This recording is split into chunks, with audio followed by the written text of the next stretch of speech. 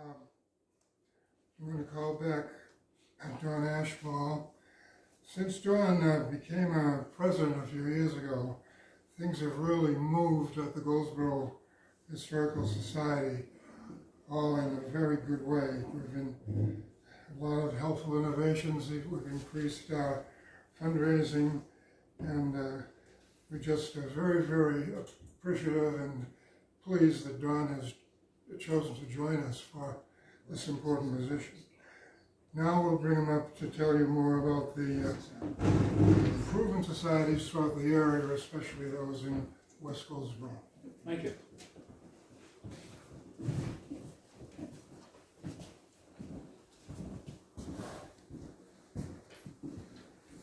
During the late 19th and early 20th centuries, the social changes that took place in the United States were striking and unprecedented.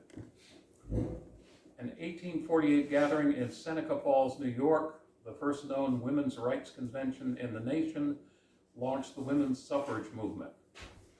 As a direct result of that, the territory of Wyoming passed the first law that gave women the territory-wide vote in 1869, even though the 20th, or what was it, 19th Amendment, whatever it was, that gave women the vote didn't come into effect until 1920.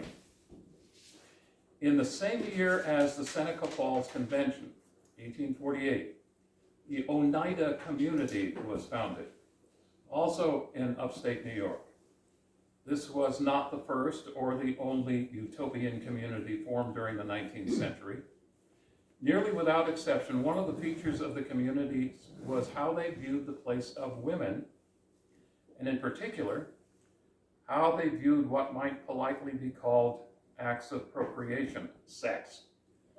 While many of the communities advocated some sort of celibacy, the Oneida community disavowed monogamy and gave women the right to decide about their own bodies in a way that scandalized their neighbors.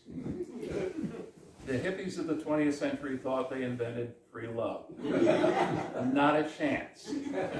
The Oneida community beat them by more than a century. Like all the rest of the utopian communities of that century, the Oneida community later fell apart over issues that centered on money. Today, the chief legacy of the Oneida community is a brand of silverware with very few of its customers having any idea about its interesting history. In case 1848 rings a bell for you, that was also the year that Karl Marx and Friedrich Engels issued the Communist Manifesto. It was also the year in which violent revolutions broke out all over Europe. Must have been something in the air that year, I don't know. Anyway, meanwhile, sound like Stephen Colbert, meanwhile, the temperance movement was gaining ground. Led by women who saw their menfolk spending money on booze rather than the economic advancement or even survival of their families, the movement's most notorious member was to be Carrie Nation, who led crowds of women into saloons singing hymns at the top of their lungs while she herself used a hatchet to destroy both stocks of liquor and whatever bar furniture she could manage to disassemble. The most significant U.S. reform effort of the 19th century was, of course, the abolitionist movement. It sought an end to human slavery. While the big-name leaders were almost all men, it was women who welcomed runaway slaves into their attics, basements, and barns as part of the network of hiding places we remember as the Underground Railroad. During the Civil War, women did as they always had when the menfolk were away from the farm. They got behind the plows, tended the chickens, milked the cows, and kept the homesteads going while hoping that their husbands and sons did not end up on the casualty list. And increasingly, in the industrializing North, women, and often their children, became part of the labor force for those dark satanic mills that were churning out materials for the war effort. There was something in common among all of these events, movements, and developments. Each had at its base, first, a growing conviction that life could improve in one way or another. Life did not have to be an endless cycle that ultimately would never really change. progress was possible.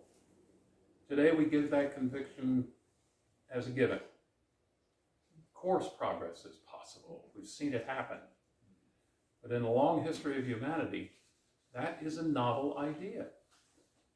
And second, there was, and still is, a growing conviction that both men and women are worthy of respect and that both actually have brains enough that they should be listened to. Now, granted, there are still men in our society who think that women should stay in their place, however that place may be defined.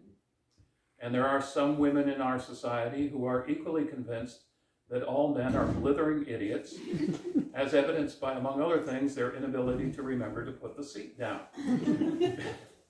Be that as it may, that pair of growing convictions about progress and gender both undergirded the growth of voluntary associations and societies devoted to the improvement of America's towns and villages from before the Civil War and up to the First World War.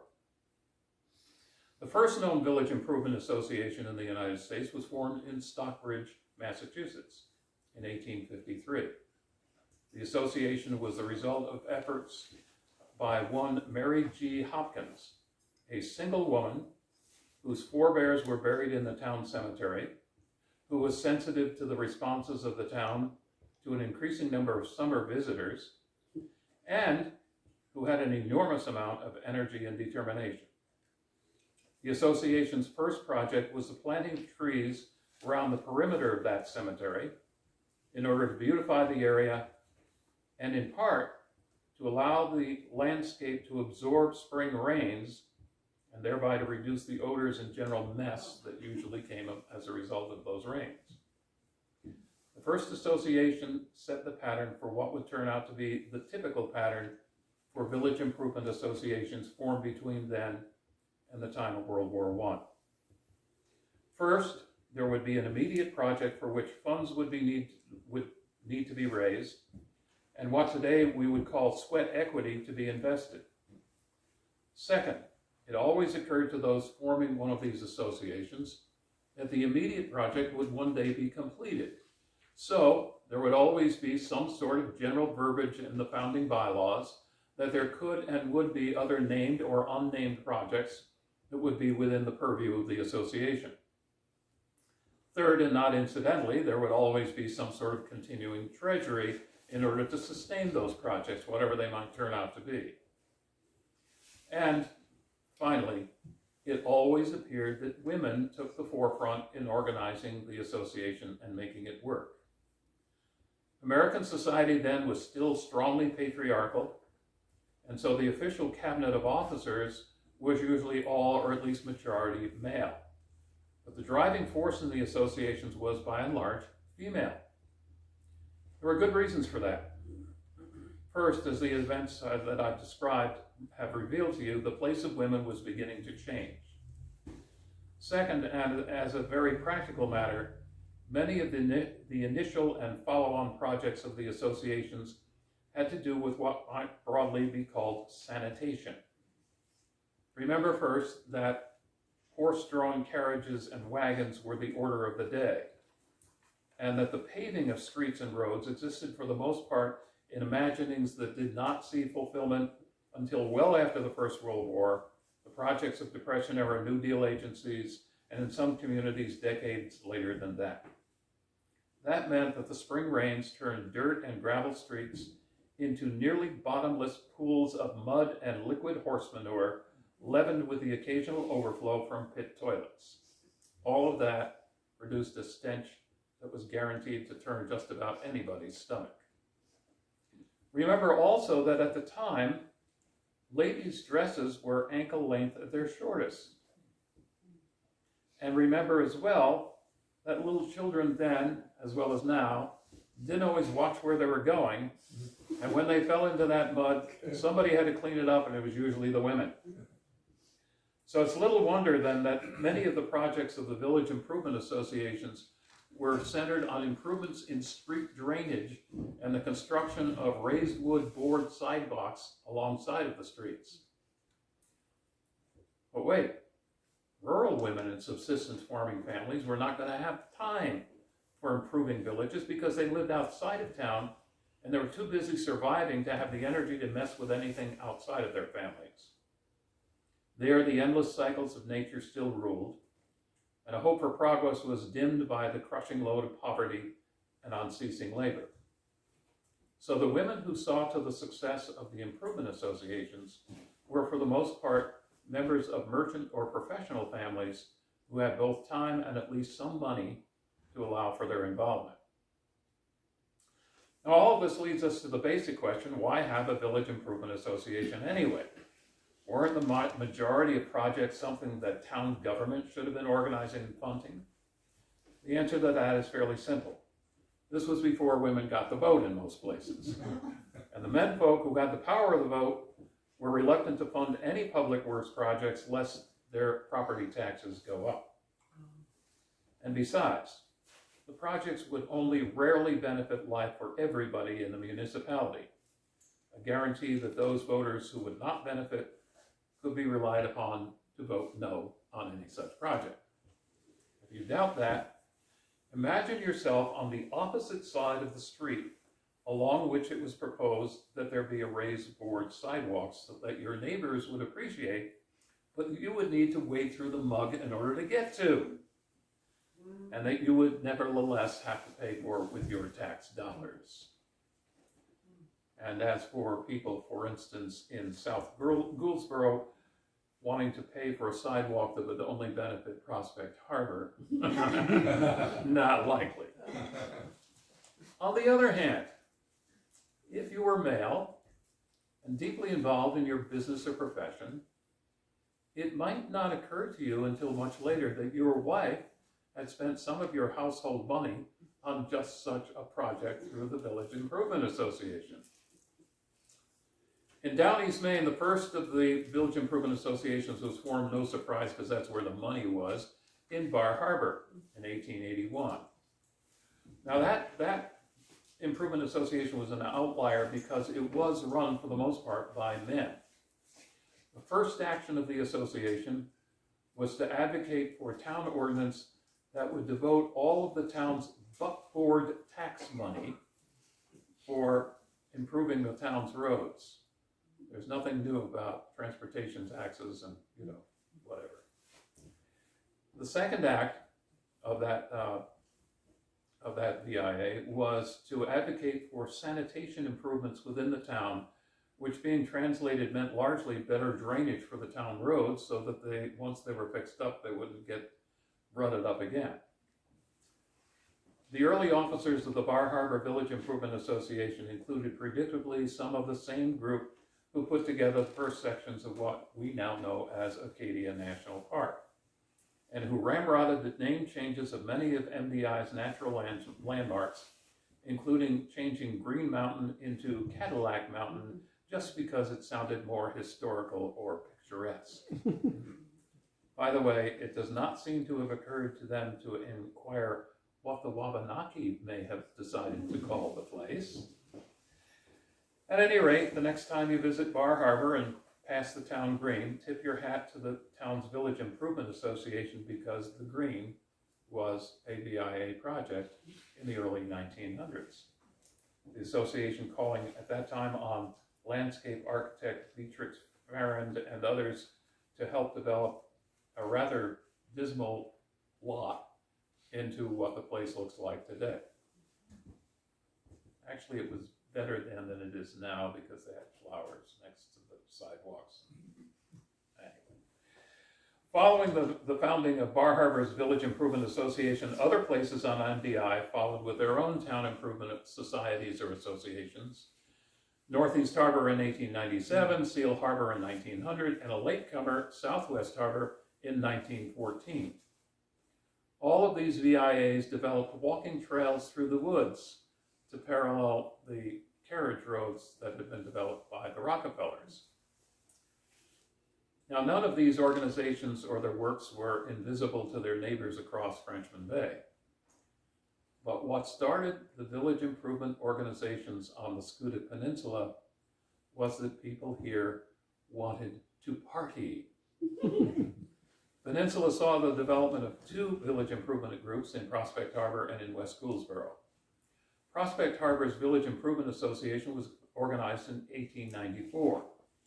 The new society named itself the successor to the early Sidewalk Society, whose purpose, of course, had been to construct and maintain a wooden boardwalk along the side of the road from the seafood cannery on one end through the village, at least to the intersection with Korea Road. Now, boardwalks may have been on the agenda, but at least in its early days, the Prospect Harbor Improvement Society emphasized much more the social life of the community. At the heart of that social life was Columbus Hall, a structure that stood in what is now the backyard of the Gouldsboro town building, the town office building. The building Columbus Hall wasn't much more than a barn, but it would work just fine for a place to dance and a place to have a meal.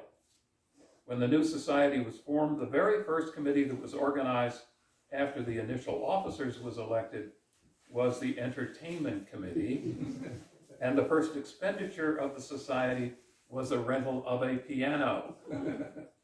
First organized event of the Prospect Harbor Society, other than business meetings, was a New Year's ball that ushered in the year 1895.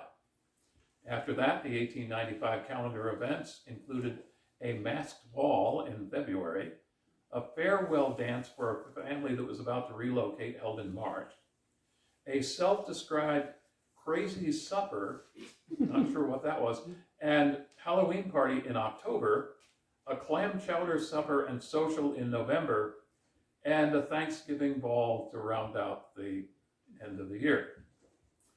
The organizational minutes do not describe events from April through September of that year, but I have a hunch that that was more just because of a failure to make records than because the Entertainment Committee was inactive.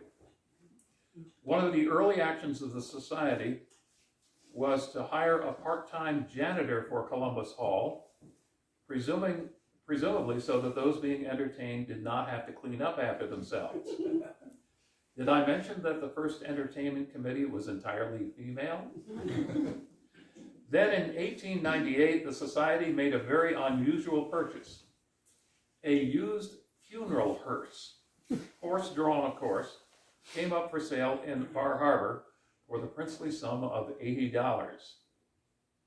The society bought the thing and then either built or purchased a hearse house, a sort of garage, in which to house the hearse when it wasn't being used. If there was a record kept of when and where the hearse transported the deceased, it has not survived, unfortunately.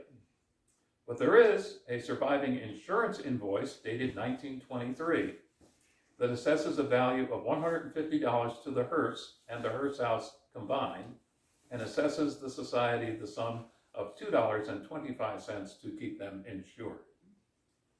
From New Year's balls to running the village hearse, it seems like there was very little that the society was not willing to try. In 1899, the society added an upper story to part of Columbus Hall, which for a time housed dressing rooms for a dramatics club, which evidently did its thing on the main floor. And then in 1901, the entire second story was leased to the Knights of Pythias for their lodge location. And then in 1908, 14 years after the Improvement Society was formed, the group sold Columbus Hall to the Knights of Pythias for the sum of $850. It's interesting that by then, mentions of suppers and dances had disappeared from the records of the society. That's not to say that there weren't any such events, but their early central place in the life of the organization have not endured. The Columbus Hall building was later moved across the street to the water side of what is now 186, but has not survived to the present day. It's also interesting to note that after the early years of the society, whenever a committee needed to be formed to do anything of substance, the enabling motion always seemed to specify that if it was a committee of 5, it must consist of 3 men and 2 women. You can draw your own conclusions about that. But it does seem that after that policy was in place, the lighthearted emphasis on relationship building and having events just because they're fun seems to have evaporated. Now, the society had not forgotten the village sidewalk. In 1905, the society issued a call to the entire village to assist in repairing the sidewalk. From then on, there were periodic attempts to organize the repairs with different sections of the sidewalk assigned to volunteer teams, with the society providing the wood and the nails. A new state road project in 1916 improved the main street through Prospect Harbor, but that did not mean an end to the sidewalk. The problem for the society was that with the early emphasis on social events having disappeared, and the drudgery of fixing a boardwalk time after time in years before pressure-treated wood was invented, enthusiasm disappeared. The society's records, which in the early years saw business meetings canceled only because of severe winter weather, now reveal time after time when meetings had to be postponed for lack of a quorum. Voluntary associations generally do not go out of business with a bang, but with a muted whimper that nobody bothers to record. The last surviving records of the Prospect Harbor Village Improvement Society that are in the hands of the Historical Society are dated 1925. It's likely that the group continued to limp along for a few years after that, but the downward trajectory revealed in the records indicates that the end was inevitable and fast approaching. Rest in peace, Prospect Harbor Village Improvement Society. In February 1913, another party hall, this one in West Gouldsboro, burned to the ground. Tremont Hall was located on what is now 186, roughly halfway between US 1 and Clinic Road, on the side of the road away from the water. Once again, the deprived party goers sprang into action. Before the year was over, they had organized the West Gouldsboro Village Improvement Association with a specific mission to replace the party hall, along with the customary verbiage about doing other good things to improve the village. A brief word about the partying. If some person or group were to open a building today on the Scuda Peninsula and decide to call it a party hall, we could reasonably expect that that would involve a liquor license, and that somewhere near the premises you could detect the odor of burning hemp. But that was a different era, a different culture. It's doubtful that at the time anybody on the peninsula was familiar with ganja. And as for booze, Maine was the home of the temperance movement, and the sale of liquor was forbidden in the state from 1851 until after the end of Prohibition in the 1930s. Now, let's not be naive. I'm not saying that there wasn't in existence any apple cider that had been deliberately aged, or that nobody in the state knew how to turn corn, wheat, or barley into something with a potent alcoholic content. But hooch of any sort would not have been allowed in any polite social hall in Maine. The partying was of a different sort. Particularly on a summer evening today, if you go out your front door and just listen, you will likely hear traffic noises and indoors coming from there, sounds of televisions, radios, social media. And if you turn all of those out, you will hear various beeps and buzzes from your household appliances. If you recall the days after 9/11 when air travel was halted for a time, you will also recall that if you went outdoors in the evening and listened, the skies were quiet until the airports reopened. To ears accustomed to the background drone, the silence was startling. Now imagine a world in 1913 when there was none of that noise. If you went out your front door then, you might hear your horse shifting around inside the stable. If you kept chickens, they might be moving around just a bit. But the world of 1913 was remarkably still. You could easily get to feeling isolated and lonesome in that era. So a place where you could go and enjoy some music and conversation and just plain human contact, that was attractive. So if there was a party hall and they were running a dinner and dance, you were going to be there. West Gouldsboro wanted a new party hall, and through the Village Improvement Association, they got one. But they also got more. From the start, the association had a social committee, of course. That committee would plan social events, with at least some of the events designed to raise money to pay for the new party hall and its expenses. But there would also be a committee charged with trimming trees and planting bushes and developing plantings on the road to the town cemetery, shades of west of Stockbridge. And there would be a sanitary committee to monitor such things as sewers, garbage disposal, and more. There would be a committee on roads and paths looking to report on road conditions, read that as giant potholes, and to work on developing walking paths around the village, shades of Bar Harbor. Surprisingly, the new organization also had a committee built into the original bylaws to address grievances. There's always somebody with a complaint, and they had a mechanism to deal with it. Would that Congress had such a committee, no matter which party's in the majority. As soon as the committee positions were filled, the social committee held a dance. And of course, this was before the organization had a chance to build its new building, and so the dance was held in what we now know as the Old Town Hall. By 1915, 2 years later, things were shaping up.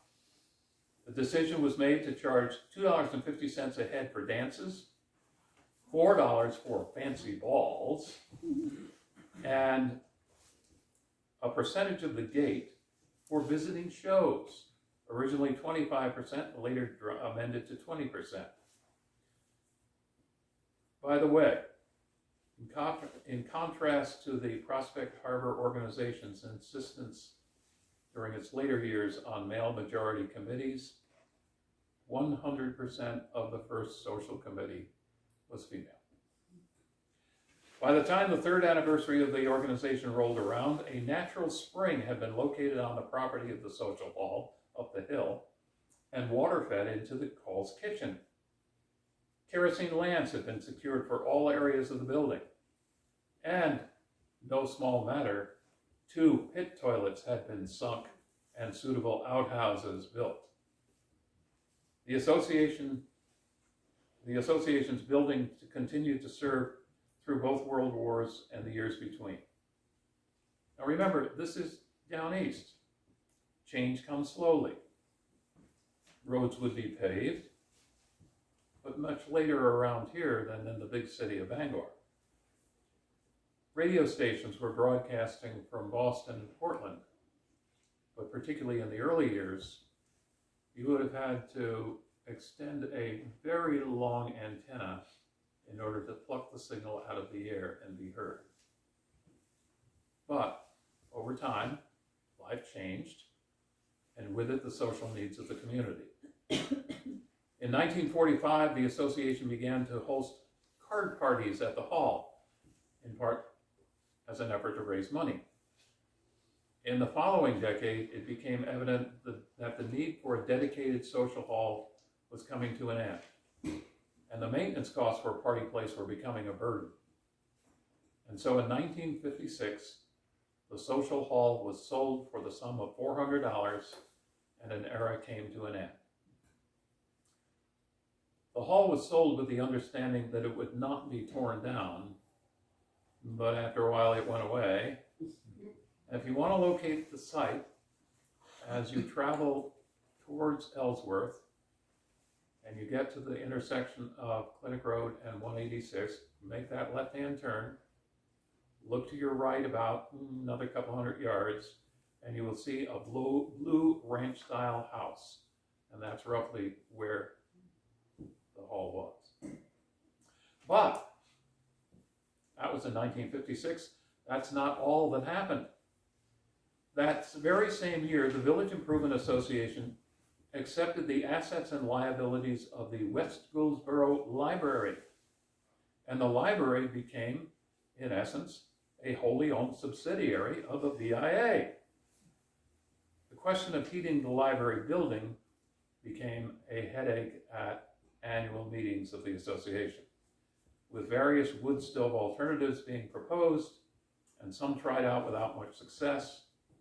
And finally, in 1989, the trustees of the VIA decided not to fire up the wood stove in the coming season for reasons of safety, largely that the lining of the chimneys was pretty much gone. Today, the building is not heated, and it's open for use only during the summer.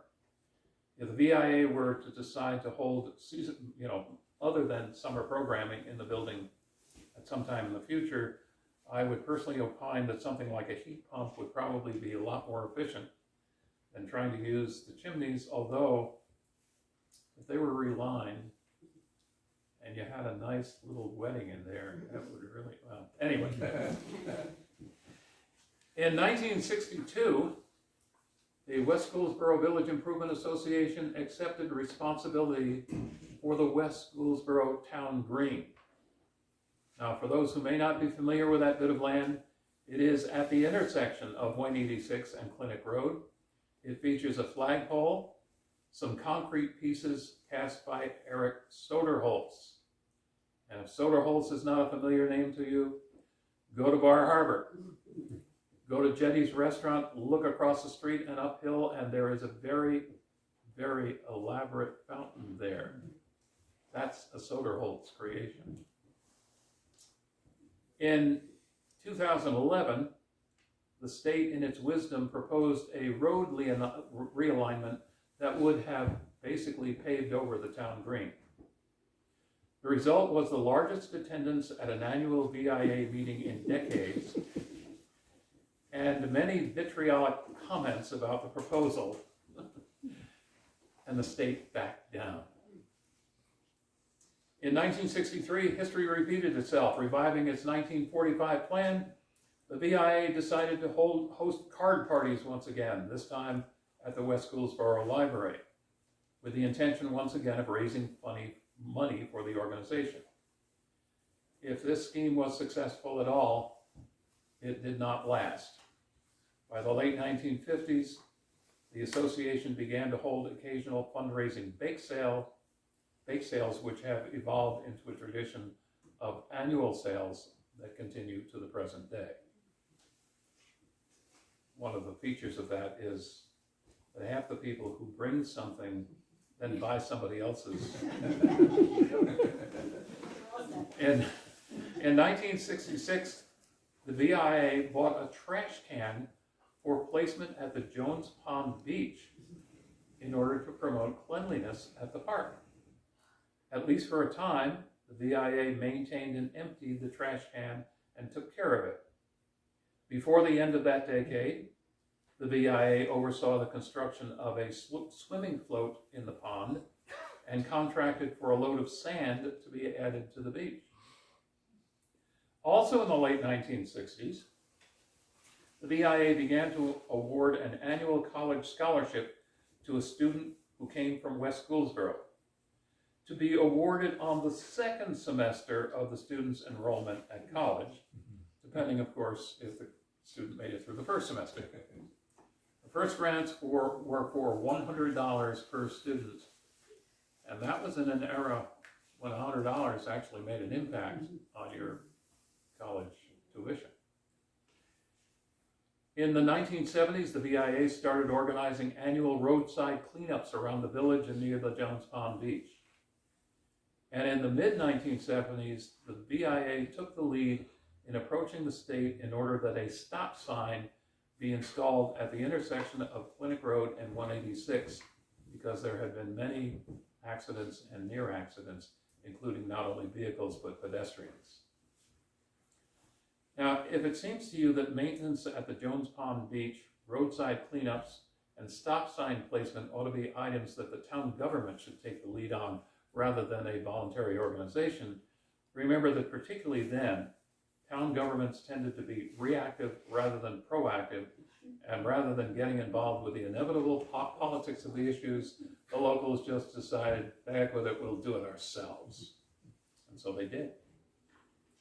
Rather unusual evidence of this take charge and do it ourselves attitude was an association decision in 1978 to petition the U.S. Post Office Department for a change of name of the Asheville Post Office to be named now Gouldsboro Post Office.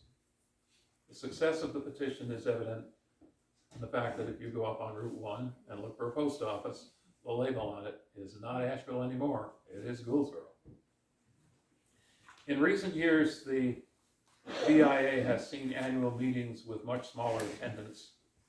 Neighbors have volunteered to take on much of the responsibility for the town green, including notably mowing the grass and replacing the American flag as needed. Thank you very much, Kelladers. The library committee has decided to limit the book collection to works by Maine authors or devoted to Maine-oriented topics. The library building in recent seasons has been open to the public just 2 days per week during the summer. But the VIA is not done yet. In 2017, it was proposed at the annual meeting of the VIA that the association act as financial agent and fundraiser for a capital fundraising effort that would restore both the VIA-owned library and the Union Church next door. The perennially troubled front steps of the library would be restored with new concrete work. We'll see how many years that will last. Electrical circuits in both buildings would be updated and new outlets installed. The church's foundation, which would otherwise likely have collapsed within a decade, would be totally replaced. Windows at both buildings would be replaced as needed.